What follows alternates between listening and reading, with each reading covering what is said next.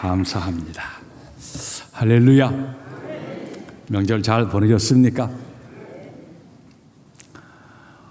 오는 자녀와 손주들이 반갑고 돌아가니까 또 반갑고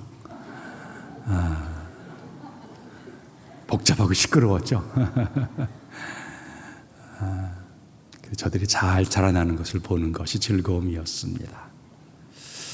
주님 앞에 왔습니다. 우리 하나님 보시기에 우리도 참 부족한 게 많을 거예요. 그러나 우리가 자녀와 손주를 바라보면서 사랑스러운 마음이 가득한 것처럼 이전에 모인 여러분들을 바라보시는 하나님의 마음이 사랑으로 가득 차 있습니다. 오늘 주의 사랑 안에서 평강과 은혜를 누리고 돌아가는 귀한 예배 되어지기를 축복합니다. 목사가 설교를 준비를 합니다. 사실 밥을 짓는다, 뭔가 이렇게 식구들을 위해서 예비하는 뭔가를 만드는 음식을 조리하는 것과 같은 나름대로 애쓰고 수고하는 게 있지요. 그런데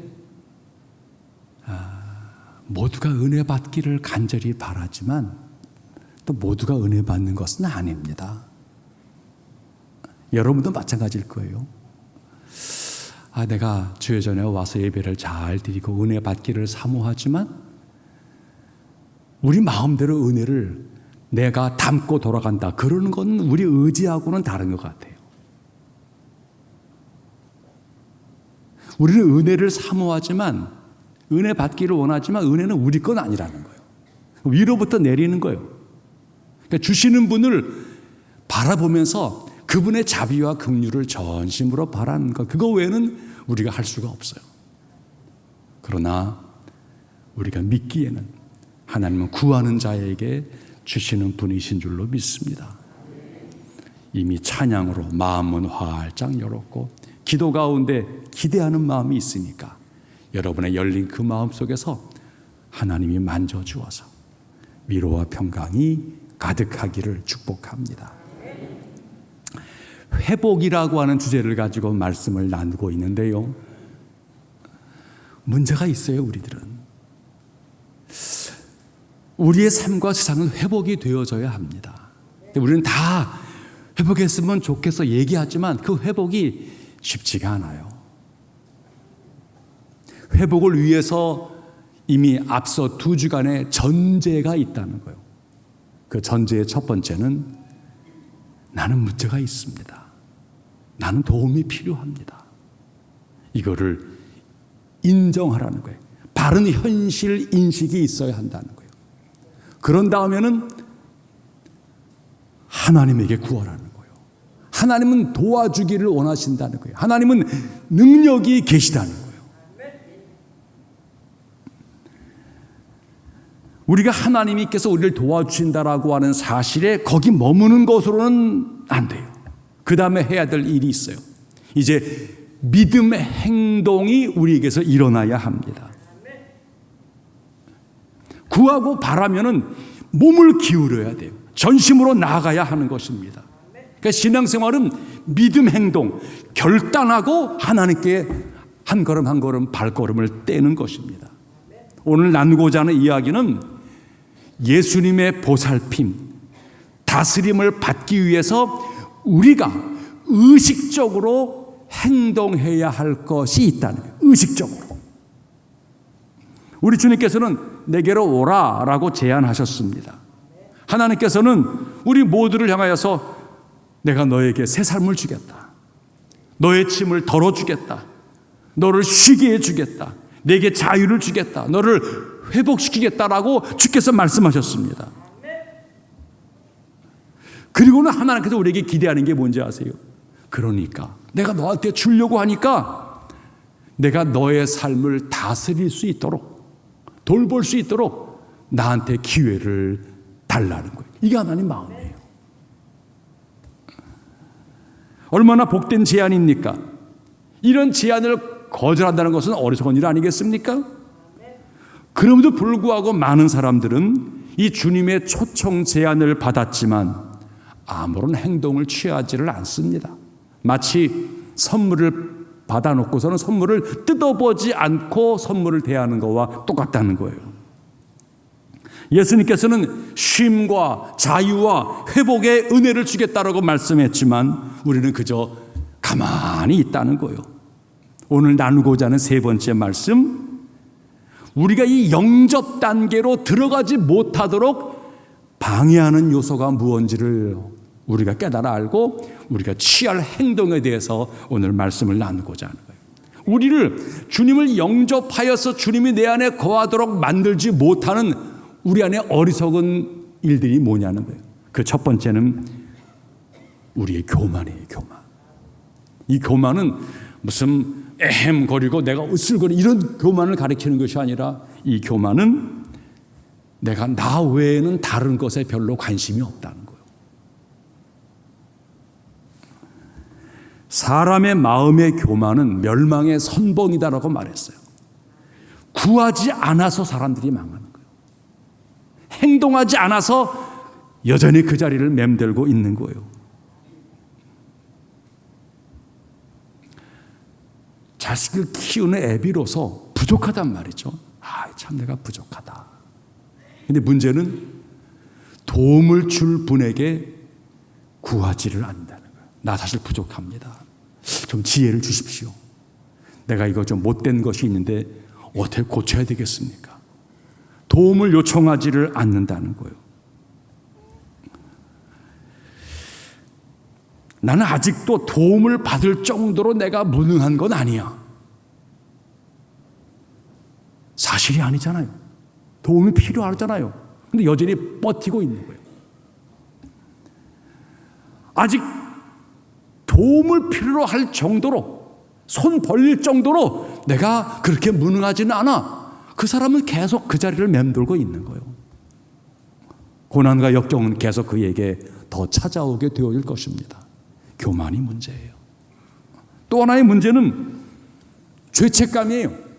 아이고, 내가 하나님에게 도와달라고 부탁하기에는 죄송스럽고 염치가 별로 없다는 거예요.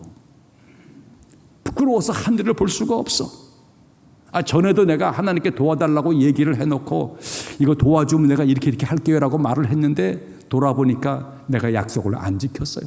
아이고, 또 하나님께 내가 도와달라고 말하기에 부끄럽다. 이거 몇 번 한 다음에는 내가 마음의 문을 스스로 닫아 걸게 되어진 거예요. 내가 약속했고 내가 약속을 스스로 깨뜨렸다는 자책이 우리 가운데 있어요. 하나님께 미안함이 있는 거예요. 어긴 일이 너무나 많아. 부끄러워. 에이, 여기서 머물래. 이런 마음이 우리 가운데 있다는 것입니다. 꽤 윤리적인 것 같지요? 하지만 이거는 신앙적으로는 아주 잘못된 행동입니다. 틀린 거예요. 하나님께서는 용서하실 수 없는 죄가 없어요. 하나님은 우리를 용서하고 싶어 하십니다. 자녀가 그렇잖아요. 부모님이 나를 그렇게 사랑하셨는데 내가 부모님께 실망을 드렸다. 에이구, 이제 내가 부모님께 무슨 도움을 요청하겠는가. 부모님 마음은 전혀 반대예요. 이어서 도움이 필요할 터인데 도와주고 싶은데 부모님만 정반대예요. 신앙은 하나님 앞에서 내 입장을 고수하려고 하는 것이 아니라 하나님 마음을 알려고 하는 거예요. 여러분, 우리 가운데 두려움에 관한 문제가 있어요. 두려움에 관한 문제가. 내 해야 하겠다는 나의 의지나 어떤 책임감을 내가 너무 회피하는 거 아니야 라는 생각이 우리 가운데 있는 거예요. 내가 내 할 일을 제대로 하지 아니하고 하나님께 도움을 요청하고 있는 거 아니야? 이거 사실이 아니에요. 어떤 사람이 낭떠러지에 떨어졌어요. 간신히 낭떠러지 떨어지기 전에 나무 뿌리 하나 간신히 붙잡은 거예요. 가느다란 뿌리 하나 붙잡은 거예요.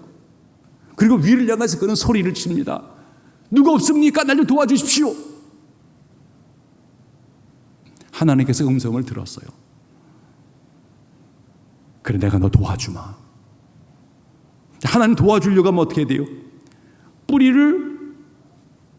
손을 놓으라는 거예요. 그래 내가 널 도와주겠다는 거예요. 결국 머리를 붙잡고 있는 그분 위를 쳐다보더니 아래를 내려다보더니 다시 위를 보면서 하는 말이에요. 누구 다른 분 없습니까? 날 도와줄 분? 이게 우리 태도가 아니냐는 거예요. 지금 자기는 위태위태한 그 가느다란 줄기 하나 붙잡고 분명히 도움이 필요로 한데 그는 위를 쳐다보면서 손을 놓으라니까, 포기하라니까, 그거 포기하지 않고 여전히 붙잡고 있으면서 다른 분 나를 도와줄 분 없습니까? 이렇게 헛된 신을 구하고 또 다른 어떤 내 이유를 구하려고 하는 것이 우리 태도가 아니냐라고 하는 거예요. 우리를 도우실 이는 오로지 하나님 한 분뿐이십니다. 나뭇가지 놓기를 두려워해서 고집을 피우는 것은 어리석은 행동이에요. 자신의 소중한 생명을 그 나무뿌리 하나 의지하고 있으면서 난 괜찮아, 별 문제 없어, 나는 잘 살고 있는 거야, 이거는 강한 자가 아니에요. 이건 정말 어리석은 자예요. 그런 행동을 취하지 말라는 거예요. 자유라고 하는 게 뭡니까? 세상에서의 자유는 내가 내 마음대로 할 거야, 이게 자유로 여기는 거예요. 하지만 하나님 안에서의 자유는, 진짜 자유는 누가 우리를 지배할 것인가를 선택하는 거예요. 이게 진짜 자유라는 거예요. 사람은 자유를 구하지만 무엇인가에는 사로잡힌 거예요. 그것이 나를 끌어가기를 바라는 거예요.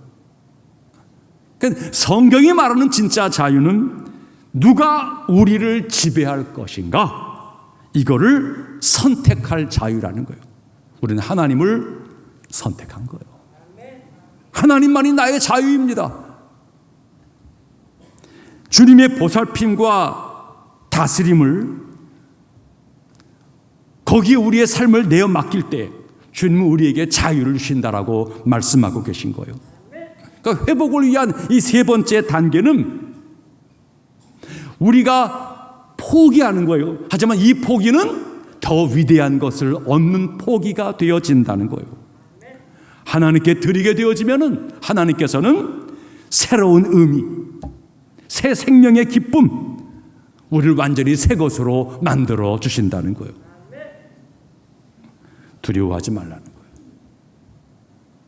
염려가 그리스도를 영접하는 것을 방해합니다. 우리의 어리석음은 결정 단계와 해결 단계를 혼동을 빚는 거예요. 혼동을 빚는 거예요. 훌륭한 경영자는 결정 단계와 해결 단계를 구분해요. 이 두 가지를 혼란에 빠지게 되어지면 우리는 아무런 결정도 내리지를 못해요. 문제 해결은 결정한 다음에 이루어지는 거예요. 결정한다는 말의 의미가 무엇입니까? 방향을 바꾸는 거예요. 우리는 내 마음대로 살아왔어요. 그리고 고집을 피웠어요. 그러다가 넘어졌어. 내 힘으로 안 돼. 난 부족해. 구원을, 도움을 필요로 하는 거예요. 회복이 필요하다는 거예요. 그럼 우리가 해야 될 일은 뭐예요? 여지껏 해왔던 습관, 그 방법, 그것으로 해서 한계에 부딪힌 우리들을 이쪽으로 가면 아니야, 이제 방향을 바꾸겠어. 이게 결정이에요. 방향을 바꾸는 결정이에요. 방향을 바꿨다고 당장 문제가 해결되어지는 거 아니에요. 하지만 중요한 것은 방향을 바꾼 결정은 위대한 거예요. 방향도 바꾸기 전에 그렇게 한다고 되겠어? 내가 해온 것이 옳은 건 아니지만 나도 문제가 많지만 저 길로 간다고 되겠어? 그러면 여전히 그 길에 머물러 있는 거예요. 해결이 안 되고 문제는 점점 쌓여져 가고 그쪽으로 가면 망하는 거예요. 여러분, 미리 걱정하지 마세요. 중요한 거는 이 시간 결정하는 거예요. 제 삶을 주님의 보살핌과 다스림을 향해서 열어놓겠습니다. 제게는 의심이 있습니다. 두려움과 염려가 있습니다. 아직 어떻게 해결될지를 잘 모르겠습니다. 그러나 제가 주님께로 향한 이 결정, 이 방향, 저는 이것이 옳다라고 믿습니다.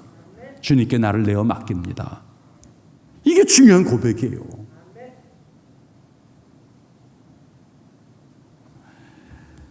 문제 해결은 결정한 다음에 이루어지는 거예요. 제가 아직 이해하지 못하는 것이 많이 있지만 예수님, 제 삶에 개입하십시오.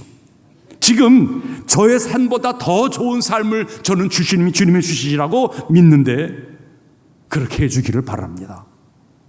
기대하면서 결정하고 방향을 트는 거예요. 여러분, 그리스도인의 삶은 결정하고 그 이후에 이루어지는 전 과정이 그리스도인의 삶이 되어지는 거예요. 회복도 마찬가지예요. 결정하고 그 길로 가는 거예요. 건강이 그런 거 아니겠어요? 여지껏 해왔던 먹는 습관, 살아가는 삶의 습관이 있는 거예요. 그 습관 벽에 부딪혔어요. 서서히 건강이 나빠졌고 몸의 건강 수치가 안 좋아졌고 삶은 피곤해졌고 이러면 안 되겠다. 좋은 의사를 통해서 여러 정보를 통해서 그런 거 먹지 말래. 생활 태도를 바꾸래. 우린 좋은 제안을 들은 거예요. 내가 그것을 제안을 듣고 앞으로 그렇게 해야 되겠구나 라고 내가 결정했다고 건강이 하루아침에 좋아지는 거 아니에요. 그 결정을 한 다음에 그 결정의 과정을 꾸준히 걸어가는 과정 속에서 건강의 수치가 좋아지고 삶의 좋은 습관 속에서 내 모든 몸의 균형들이 나아져 가는 것이죠. 신앙생활이 그거예요. 중요한 것은 결정이에요. 좋아, 해보자. 이 길로 가겠어. 이 결정한다는 말에 의미는 전쟁식으로 얘기하면은 교두보가 확보되어진 거예요.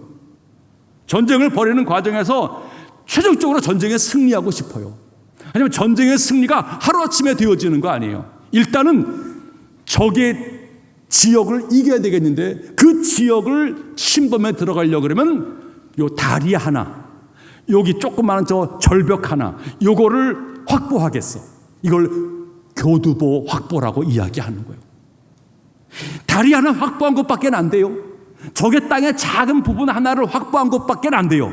그렇지만 이건 중요하고 의미 있는 반전이 되어지는 거예요.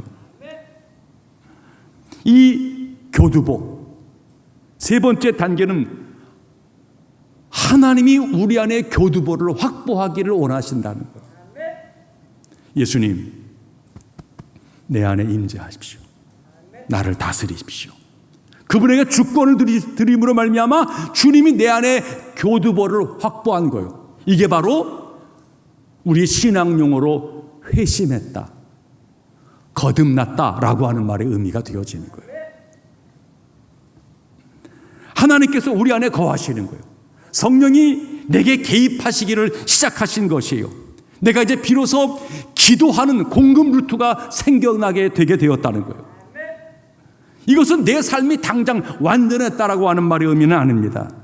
하나님이 내 삶 속에 거점을 확보하셨어요.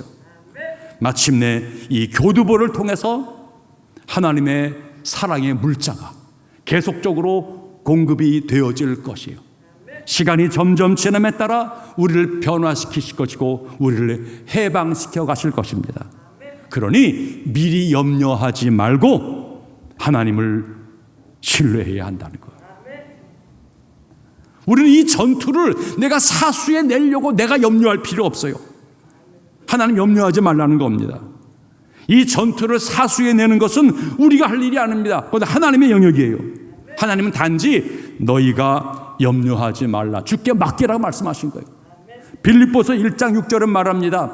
너희 안에서 착한 일을 시작하신 이가 그리스도 예수의 날까지 이루실 줄을 우리가 확신하노라. 시작하신 분이 이루어 가실 거예요. 우리는 공급을 계속 받아야 되는 거예요. 또 한 가지 영접 단계에서 우리를 자꾸만 넘어뜨리는 것 가운데 하나가 의심이에요. 내가 하나님의 도움을 받으려 그러면 내가 믿음이 세야 돼. 믿음이 강해야 돼. 믿음이 커야 돼. 여러분, 이건 사실이 아닙니다. 잘 이해하세요. 성경이 뭐라고 말했는지 아세요? 마태복음 17장 20절에 만일 너희에게 믿음이 겨자씨 하나일 만큼만 있어도, 가장 작은 씨앗이에요. 그것만 있어도 이 산을 명하여 여기서 저기로 옮겨지라 하면 옮겨질 것이요 또 너희가 못할 것이 없느니라. 중요한 것은 우리 믿음의 크기가 아닙니다. 중요한 것은 우리가 믿는 분 하나님의 크기예요. 우리가 아무리 큰 믿음을 갖고 있더라도 대상이 잘못되어지면 우리가 원하는 좋은 결과를 얻을 수는 없는 거예요. 믿음은 본질 문제가 아니에요. 우리 자신의 어떤 그런 선택과 내 의지 문제가 더 중요한 것은 참 하나님을 향한 우리 고백이 분명하냐는 거예요. 이게 정말로 중요한 거예요. 위대한 하나님을 믿는 작은 믿음은 큰 결과를 낳아요. 그 반대로 아무리 큰 믿음을 갖고 있더라도 믿음의 대상이 잘못되어지면 삶은 망가지는 거예요. 자, 이제 우리가 예수 그리스도와 우리 삶의 개선을 위해서 우리가 해야 될 중요한 일이 뭐냐는 거예요. 여러분, 네 가지를 말씀드려요. 간단해요. 예수님을 나의 구주로 영접한다는 거예요. 나는 구원이 필요합니다. 나는 당신의 도움이 필요합니다. 내 삶 속에 주님이 도와주기 위해서 찾아오셨음을 인정하는 거예요. 주 예수를 믿으라. 그리하면 너와 내 집이 구원을 받으리라. 주님이 내 안에 거하시면 구원이 출발되어진 거예요. 두 번째는 주님의 말씀, 이 성경을 내 삶의 기준으로 삼으라는 거예요. 기준으로. 이제부터는 내 삶의 기준은, 내 인생의 매뉴얼은 하나님의 말씀 성경입니다. 이거를 고백하고 읽고 묵상하고 말씀과 교제를 나누라는 거예요. 모든 성경은 하나님의 감동으로 된 것으로 교훈과 책망과 바르게 함과 의로 교육하기에 유익하니, 하나님 말씀을 읽고 묵상하고 교제하게 되어지면은 하나님의 말씀은 하나님의 영으로 이루어진 것이기 때문에 내 영혼에 양식이 되어져요. 내 영혼에 나침판이 되어져요. 내 영혼이 울림이 되어져요. 용기가 생겨나는 거예요. 지혜가 생겨나는 거예요. 갈 길이 보이는 거예요. 그런 뒤에는 하나님의 뜻을 내 삶의 방법과 목표로 받아들이는 거예요. 날마다 이렇게 기도하는 거예요. 주님, 오늘도 저를 깨워주셨네요. 귀한 날 주셨습니다. 하지만 이날 하나님이 내게 주신 날이고, 오늘은 하나님 주신 인생의 위대한 목적이 있는 줄로 믿습니다. 제가 이 삶 속에서 무엇을 하기를 원하십니까? 라고 하나님께 마음을 올려드리는 거예요. 아니, 밥 먹는 거예요. 일하는 거예요. 사람 만나는 거예요. 그거 하는 거예요. 그러나 이 삶 속에서, 이 하루 속에서 내가 주님을 위해서 무엇을 하기를 원하십니까? 동일한 삶인데요, 그 삶은 전혀 다른 삶이 되어지는 거예요. 하나님의 뜻이라면은 언제 어디서나 무엇이든지 한번 해보겠습니다. 제가 이해가 부족했다 할지라도 괜찮습니다. 하나님 말씀을 따라 살겠습니다. 하나님이 저를 만드신 데는 이유가 있으실 것입니다. 오늘 제 삶을 통해서 하나님의 목적을 이루어 드리기를 원합니다. 여러분, 이 고백을 가져보세요. 여지껏 여러분들이 못 봤던 것이 보여져요. 새로운 경험들이 생겨나요. 그런 뒤에는 하나님의 능력을 내 힘으로 받아들이는 거예요. 내게 능력 주시는 자 안에서 내가 모든 것을 할 수 있느니라. 더 이상 나 자신의 힘에 의지하지를 않겠다는 거예요. 여러분, 우리가 가전제품을 집안에서 작동할 때 선풍기를 내 손으로 돌리는 것입니까? 냉장고를 부채질함으로 말미암아 온도를 떨어뜨리겠다는 것입니까? 이게 얼마나 어리석은 것입니까? 이미 우리 집에 인입선이 들어와 있는 거예요. 콘센트가 있는 거예요. 우리가 할 일은 거기에 가전제품의 플러그를 꼽는 거예요. 꼽으면은 개입하시는 거예요. 역사하시는 거예요. 동력이 작동케 되어지는 거예요. 교두보를 내 마음에 이루신 우리 주님께서, 주님, 나를 다스려 주십시오. 이 문제를 개입하십시오. 이 문제를 제 지혜로는 잘 모르겠는데 어찌해야 하는 것입니까? 그분에게 질문을, 의도를 올려보는 거예요. 하나님의 사건이 그 속에 있어요. 능력의 원천이신 하나님을 의지하지 않고 내가 선풍기를 돌리고 내가 부채질을 하겠다는 것은 피곤한 인생이고 지친 인생이 될 수밖에 없다는 거예요. 하나님은 능력 주겠다고 말씀했어요. 그리스도인의 의지력은 하나님의 능력을 받아들이는 자발성이에요. 수용성이에요. 우리에게 필요한 것은 내가 혼자 해나겠다는 내 의지가 아니라 우리의 삶에 하나님의 능력을 받아들이고 하나님의 지배와 그분의 시스템에 내가 따르겠다라고 하는 결정이에요. 그러면 하나님이 개입하세요. 비행 조종사들이 비행할 때에는 크게 두 개의 방식 가운데 하나를 선택하는 거예요. 하나는 계기 비행 방식이라고, 또 하나는 시계 비행 방식이라고 불리워지는 거예요. 모든 비행사들은 둘 중에 하나를 선택을 합니다.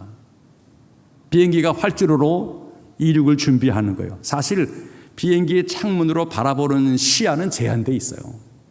주변에 또 다른 비행기가 있는 것은 아닌지, 상황이 어떤지 그 안에서 다 헤아리기 쉽지가 않아요. 일반적으로 관제탑과 연결을 하고 그 모든 시스템을 초기에는 계기로 다 맞추는 거예요. 그러면 그 계기가 관제탑과 일치가 되어지면은 관제탑의 명령을 따라서 비행기가 이륙하게 되어지는 거죠. 그리고 비행기가 하늘로 난 다음에 목적지까지 대개는 그렇게 계기 비행으로 가는 거예요. 목적지 어디로 정해졌어요. 그러면 항속도 다 정해지고 다 속도를 맞춰 놓은 거예요. 거기에 따라서 비행기가 가게 되어지는 거예요. 비행사는 그 계기판을 유심히 보는 거예요. 모든 상황들이 계기판의 의도대로 잘 흘러가고 있는가? 그리고 가끔 주변 상황을 살펴보게 되어지는 것이죠. 하지만 모든 비행은 계기가 진행을 해요. 그런데 하늘을 나는 중에 모든 게 다 상황이 여유가 있어요. 비행기도 주변에 없고 날씨도 괜찮고 모든 여건이 괜찮으면 종종 계기 비행에서 원하면 시계 비행으로 바꿀 수 있어요. 시계 비행이란 곧 내 경험이나 내 시야로 의존하는 거예요. 하지만 항상 그럴 수 없어요. 전문적인 좋은 비행사들은 주로 계기 비행을 이용을 합니다. 그런데 젊고 또 초보일수록 계기보다는 시계에 의존하는 자기 비행을 자기가 해보겠다라고 이야기를 한다는 거예요. 여러분, 우리 모두는 지금껏 시계 비행으로 우리의 인생 항로를 나름대로 운영해 왔다라고 여기는 거예요. 내가 판단하고 내가 이 사람처럼 알아가고 노력하고 나름대로 통제가 가능하다라고 여길 수 있었겠죠. 항상 그렇지 않을 거예요. 어느 날 악천후를 만납니다. 어느 날 주변의 상황이 복잡해져요. 내가 판단이 잘 되어지지를 않아요. 내 스스로 극복하기 어려운 역경입니다. 두려움이 찾아오고 혼란에 빠져듭니다. 위험한 시간이에요. 어찌해야 합니까? 이제 시계 비행을 계기 비행으로 바꾸는 거예요. 무선으로 모든 비행을 계기로 바꿉니다. 관제탑에 알리는 거예요. 그리고 스위치를 다 바꾸는 거예요.